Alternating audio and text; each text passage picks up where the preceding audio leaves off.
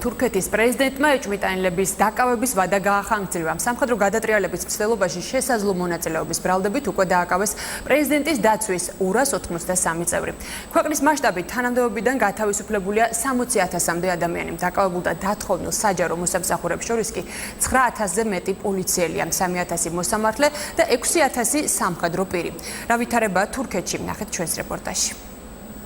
60,000 ადამიანს დღეს დახურული 2,000 ორგანიზაცია დაემატა. ერდოღანის გადაწყვეტილებით საქმიანობა შეწყვიტა 1229 საქველმოქმედო საზოგადოებამ, 35-მა სამედიცინო დაწესებულებამ, 19-მა პროფკავშირმა, ფედერაციამ და კონფედერაციამ, ასევე 15-მა კერძო უმაღლესმა სასწავლებელმა. თურქეთის ხელისუფლების ვარაუდით ეს ორგანიზაციები კავშირში არიან ფეთულა გიულენთან, რომელიც ოფიციალური ანკარას ვერსიით სამხედრო გადატრიალების მცდელობის უკან იდგა. თურქეთის პრემიერი ამბობს, რომ ეს მხოლოდ ყინულის ნატეხია და დაკავებების სერია გაგრძელდება. საფრთხე არ დასრულებულა, თუმცა ჩვენს მოქალაქეებს შეუძლიათ თავი უსაფრთხოდ იგრძნონ. ჩვენ ყველაფერს ვაკეთებთ მათი უსაფრთხოების უზრუნველსაყოფად. სამხედრო გადატრიალების მცდელობიდან ერთი კვირის თავზე კი თურქეთის პრეზიდენტმა პარლამენტს მიმართა.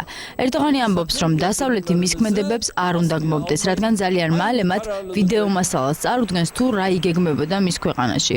ერდოღანმა ინვესტორებსაც მიმართა ტრიბუნიდან და მათ მოუწოდა არ დატოვონ თურქეთი. თუ დასავლეთის ქვეყნები ნამდვილად ამბობენ, რომ დემოკრატიულები არიან, მათ უნდა დაგმონ სამხედრო გადატრიალების მცდელობა. ჩვენ მათ ვაჩვენებთ ვიდეო მასალას.